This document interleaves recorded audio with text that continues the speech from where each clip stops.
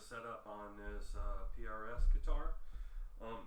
So I'm doing an initial assessment right now. I'm just going to check out the electronics. Switch is working.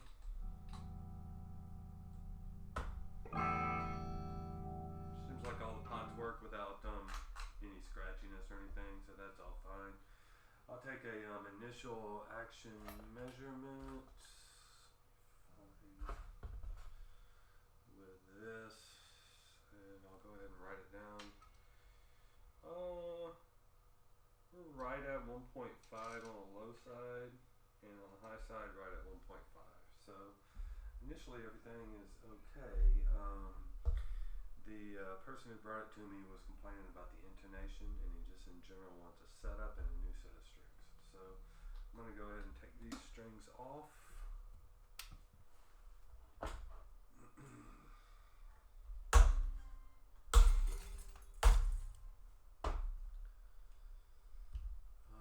These PRS tuners, I'll show them to you.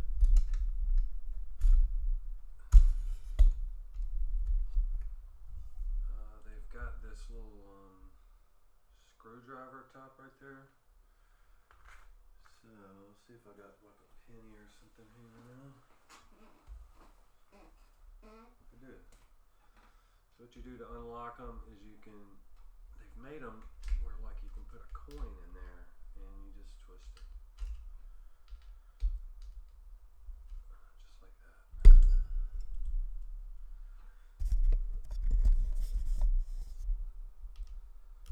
So it's a really good one. It's one of their better designs for tuners. PRS has a lot of tuner designs. But yeah, you just put a coin in there and you turn it. Lefty loosey.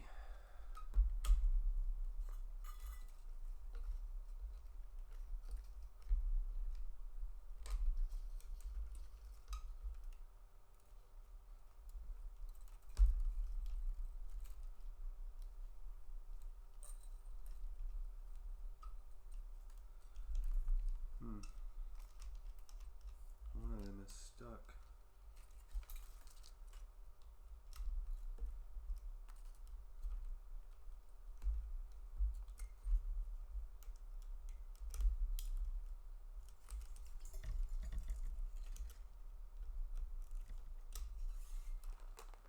Okay. Let's take a look at this one right there.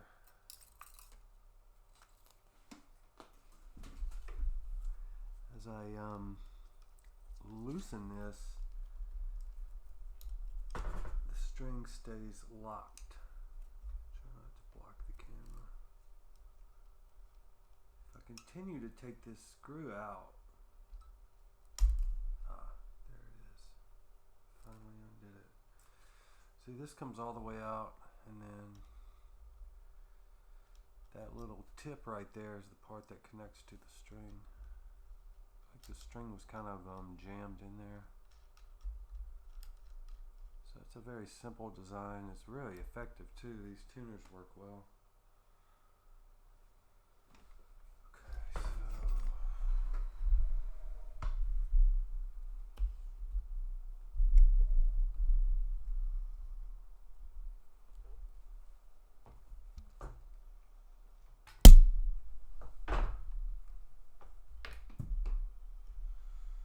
Okay, so got one of these.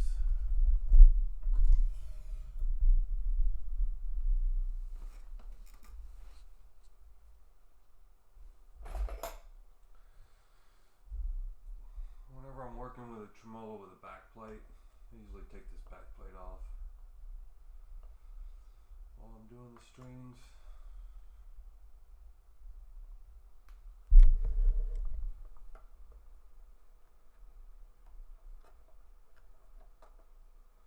Put these screws somewhere out of the way, not on your mat. You don't want them to get underneath the guitar.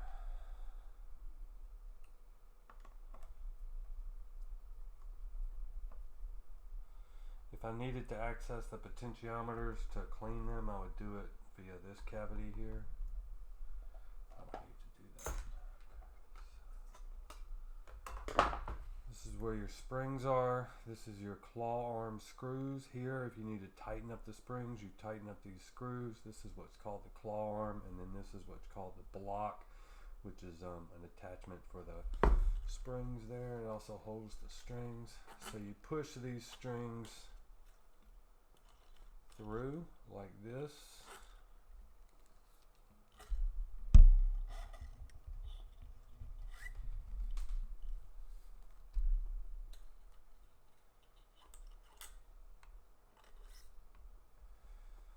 Ball end comes out the other side of the block, which is right here. Has holes in it.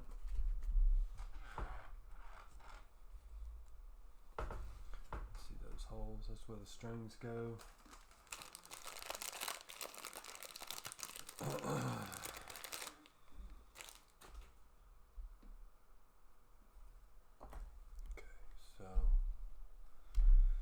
The very next step of the setup is performing the general maintenance on the guitar.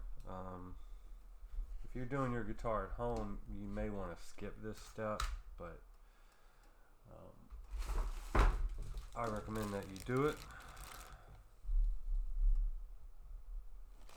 So I've got the mat all clean, except for my fretboard protector. I've got these microfiber polishing papers, and they're cut up into small squares. I'll put them in a Ziploc bag. I'm going to get them out and use them in order of grit. So I've used this before. You can see it's previously soiled. That doesn't matter. I'm going to use it again. Fretboard protector to guard your fretboard, especially on these coarser grits. When you get to the finer grits, like the white one, teal one, and the pink one, they're not really going to mess up your fretboard.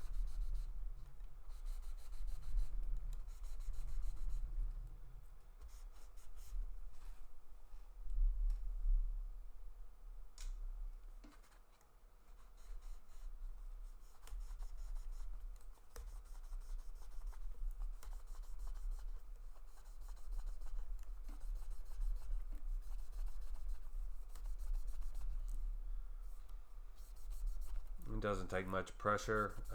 It will start working immediately. It doesn't take much pressure at all. The next grit that you use is slate colored. This one.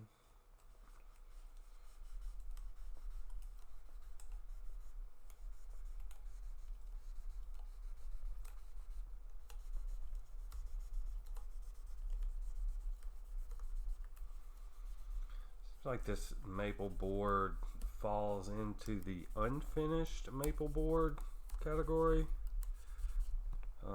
Definitely satin finish. It has some lacquer on it, you can tell, but I'll probably just use a guitar cleaner for that.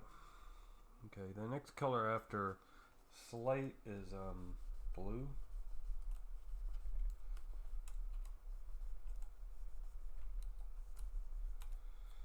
So it's hard for you to see, I guess. Change the angle. You just put the fretboard protector on there.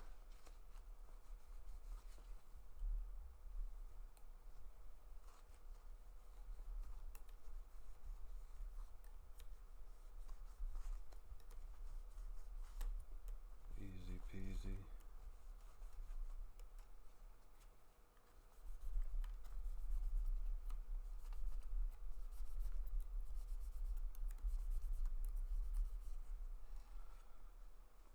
The next one is this.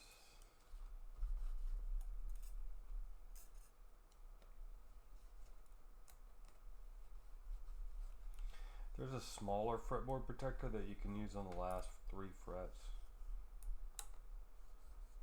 Or you can use it on like a ukulele or a something with really small frets.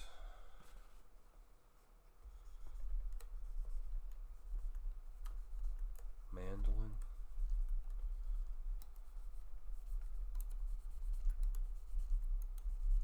Okay. The last 2 are teal and then white. They're so fine, they won't really mess up anything.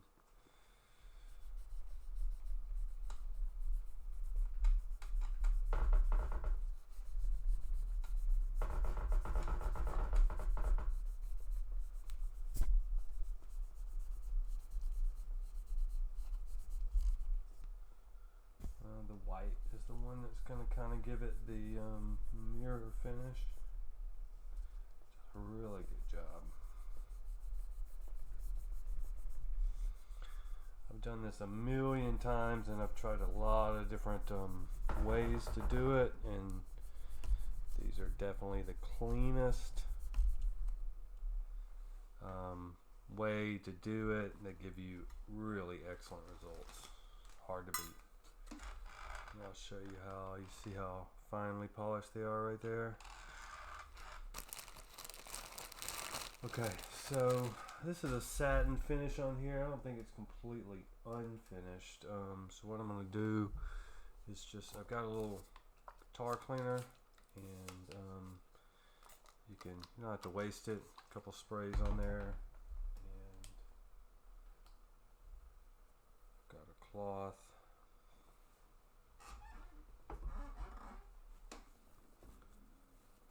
Just want to get in there and clean the fretboard.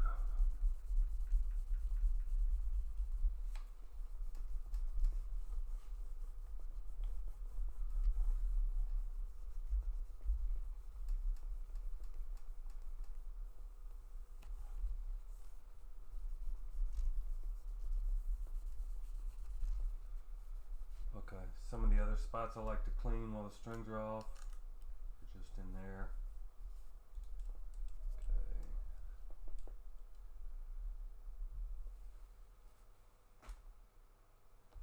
Go ahead and put the strings on. I like to kind of do that in my lap, actually.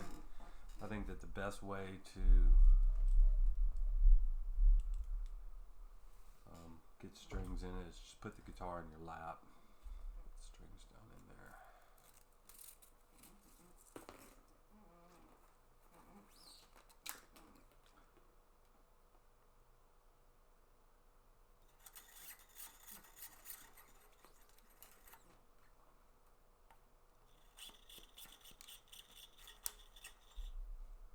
Since these are, it's a locking tuner, we won't need to cut the strings. We're just going to pull them through, tighten them up, and then trim them. So they've made the stringing part very easy.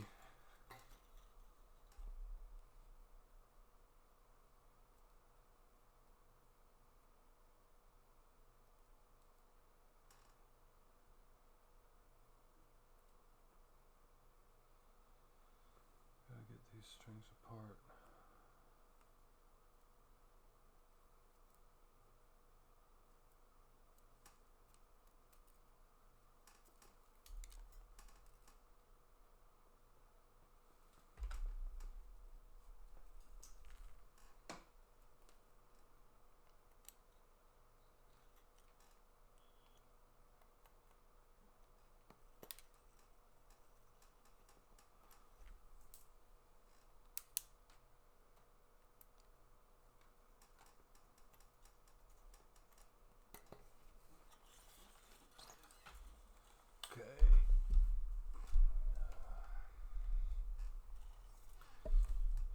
Got this big bundle of strings down here.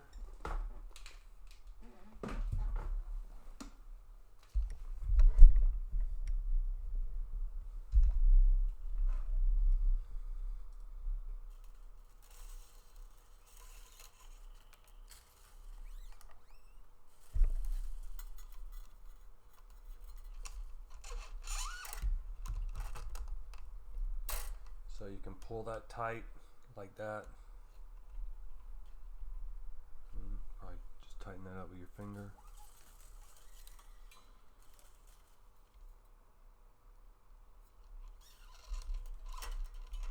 Pull it tight.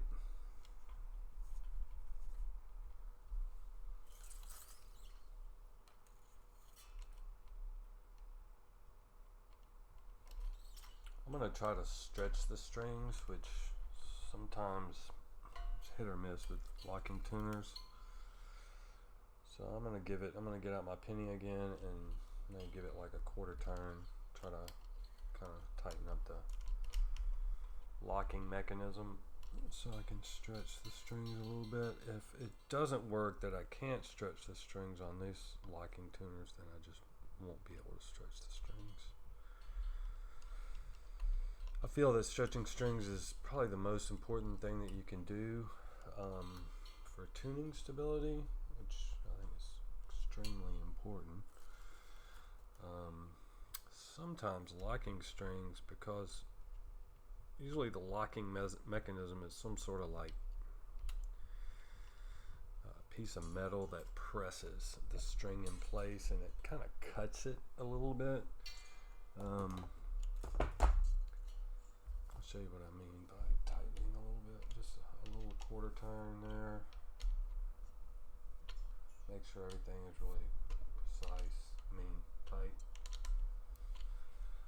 Okay, now, so when you're pulling on a string that's been locked into a tuning mechanism, sometimes it tends to slip. They do slip a lot more than ones that aren't locking, that wrap around the tuning peg a couple of times, or at least once. Sometimes the tuners can lock. Can lock, and you can stretch the strings at the same time.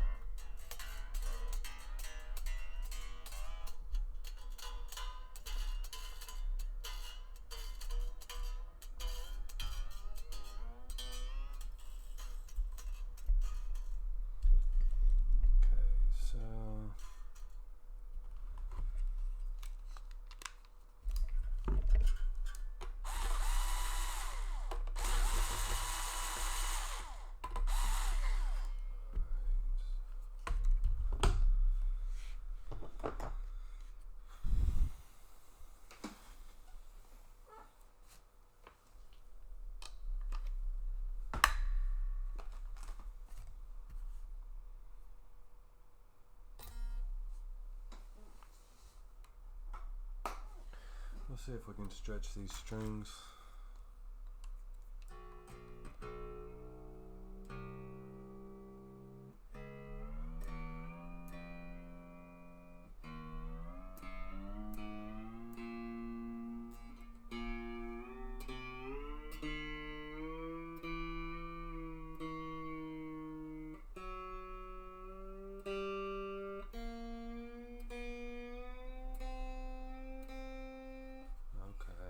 So, give it a shot. I think we're going to be successful with this. These tuners are great. How was the string getting adjusted down there at the bridge? Which happens sometimes. You'll notice how far off the string got from its original tuning.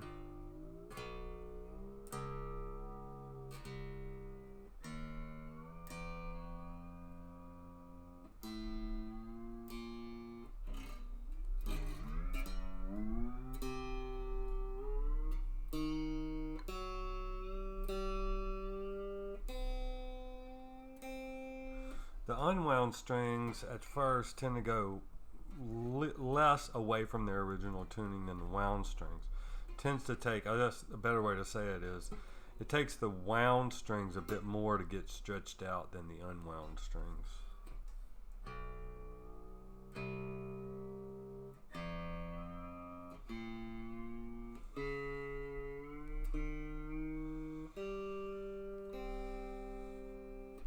Be careful when you stretch strings, you definitely can break them.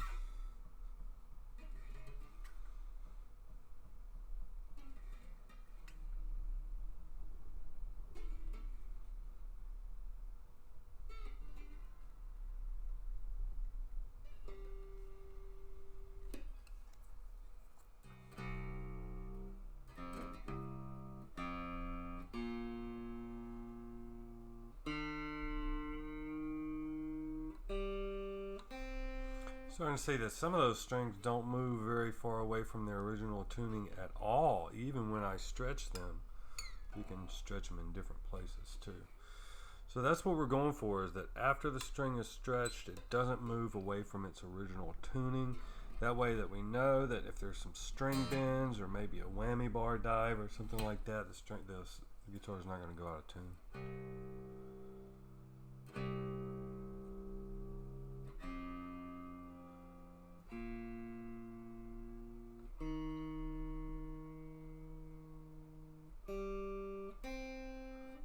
getting there.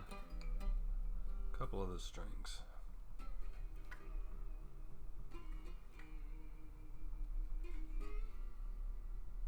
This will probably be the last time I stretch them.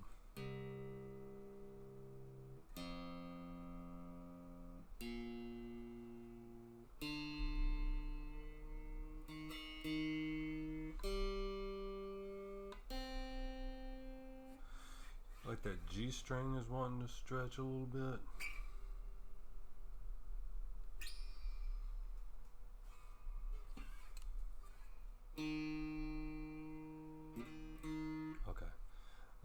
Okay, so we've got the, show you something real quick.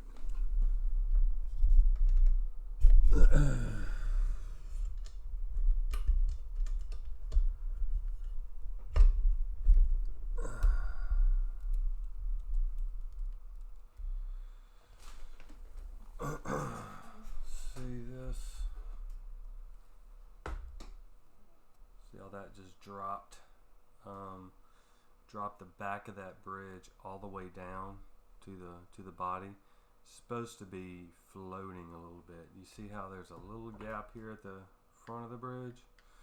Needs to be a gap at the back of the bridge. I'll show you on this part.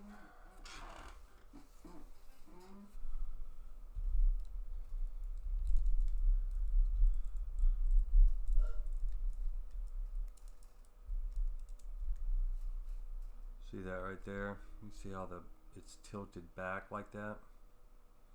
It should be even. It should have an even gap across it. So what I've got to do is adjust the springs.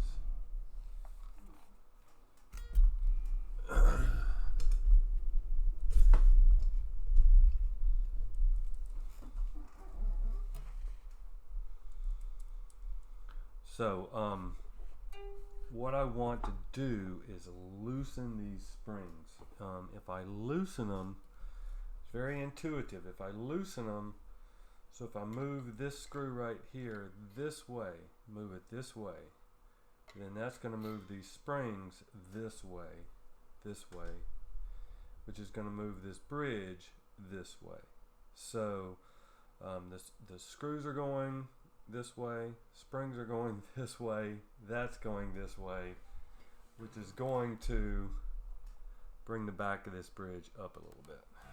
So I should see immediate results after I finish tuning. Okay, so I'm going to give these move very easily. Give these a couple of that. Okay. Now I'll retune.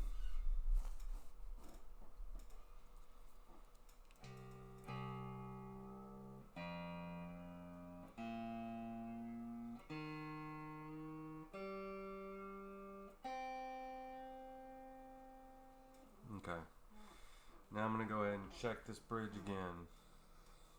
It's easier to see it on the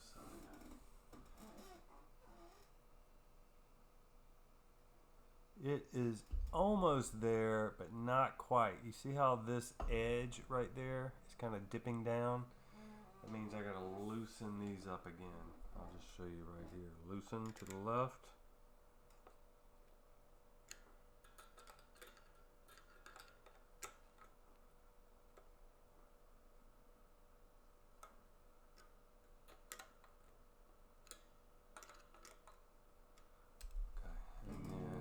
Back over here, I gotta tune it again.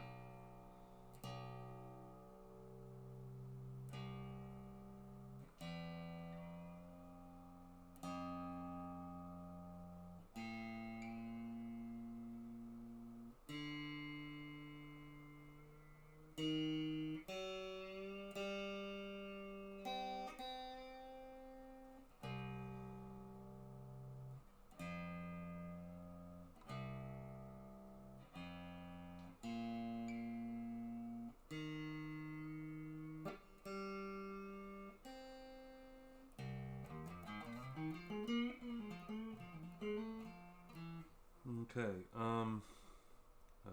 it's getting much better now. Okay, so now let's take bridge. Even, right? The gap is even. Okay, so that's exactly what we're looking for. Okay, perfect. I'll go ahead and check it on the other side as well. It looks great over there. Alright, so now that we got this bridge all cool, go ahead and check the neck relief.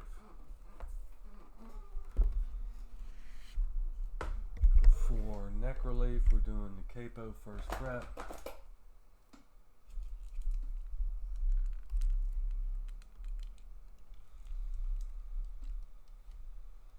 Finger at the last fret, and then I'll check it here so that you can see. Looks like pretty perfect. So we rest the bottom, we rest the feeler gauge on top of the fret, and what we're looking for is that the top of the feeler gauge fits in there just right and it's just barely grazing the bottom of the string. So rest it on the top of the fret, slide it in there. The top of that feeler gauge should just be barely grazing the bottom of the string, and we've got that. So this is pretty good here. Okay, so next thing I want to do, since our neck relief is okay, we've checked it is fine.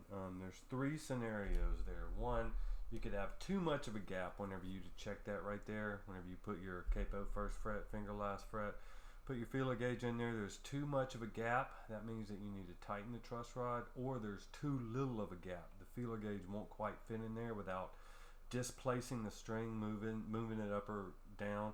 Means you have too little gap, you need to loosen the truss rod. The other scenario is that you got perfect gap, that you don't have to do anything with it, and that happens quite a lot with guitars.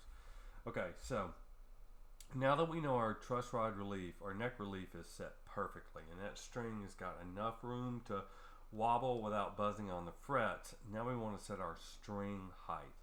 And our string height recommendations, I'm going to recommend 1.6 millimeter on the low 3 strings, measured at the 17th fret, and we're going to do that with one of these string action cards. Now 1.6 is that, you know, that hair right above 1.5. Okay, the D, like the E and the A are perfect on this. The D a little high, but I'm going to leave it there. The G is perfect. The B is 1.5 and the E is 1.5. I forgot to say this, but on the high 3 strings, we are going to we're going to put them at 1.5 millimeters. Now, whenever I was looking at the string on this gauge, I was looking at where the bottom of the string landed. So you're looking at where the bottom of the string lands on the gauge. All right, it's time to play this guitar. I mean, the neck relief is set.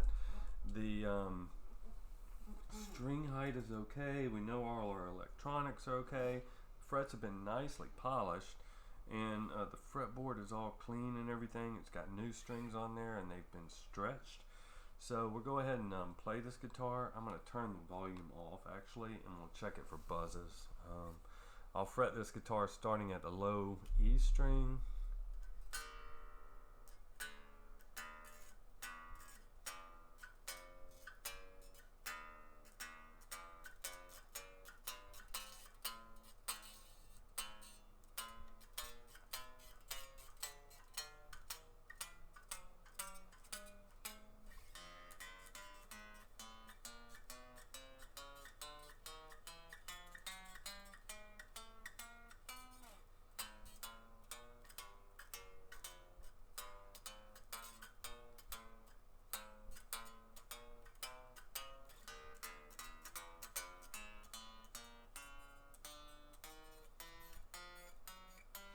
I don't hear any major buzzes. There's a couple.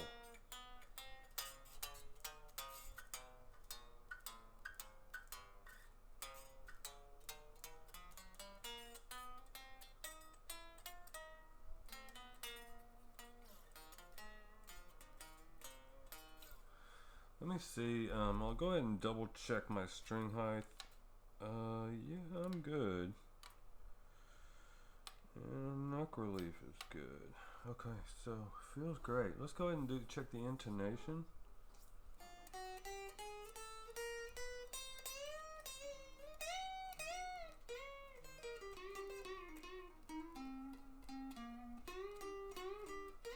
fret out.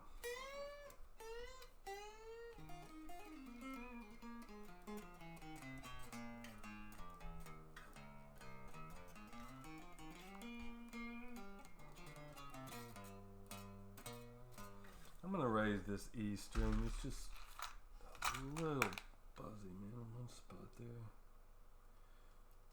And I raise, okay, so I raise it at the bridge. You know, I'm just kind of dialing this in. You've got string height adjustment screws on either side of this string. These are individual saddles. You can adjust the string height for each one of these strings. That's a great thing that they invented there. They want you to be able to dial in the string height of each individual string so that you can really dial in the playability, reduce buzzes.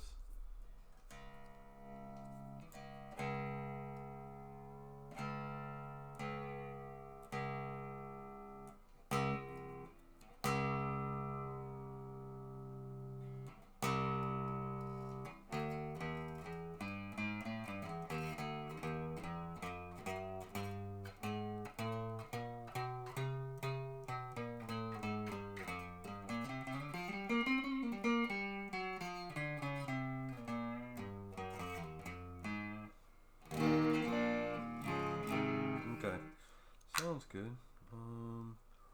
Alright, so let's go ahead and check the intonation, and I'll check that with you guys. Okay. We'll leave the amplifier on for that.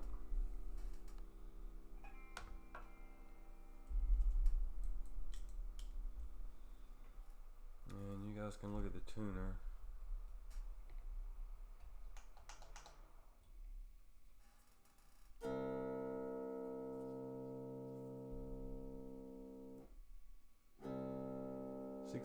.5 hertz is what that's reading.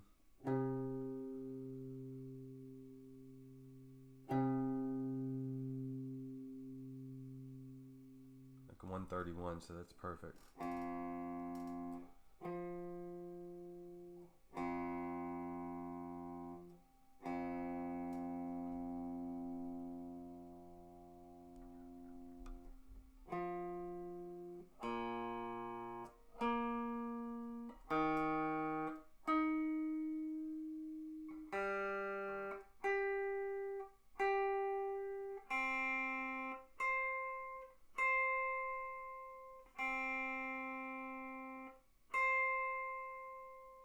Okay. Alright, so the intonation was spot on.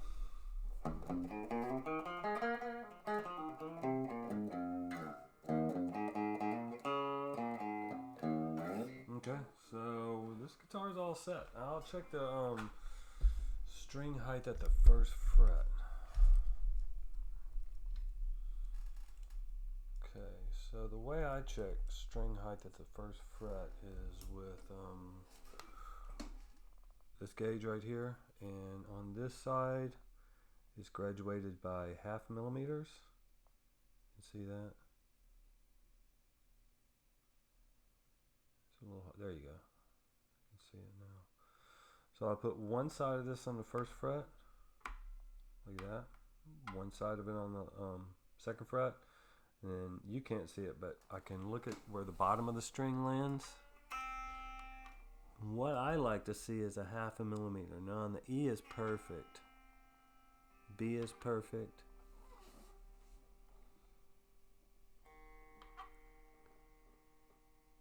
It's like they're all really spot on.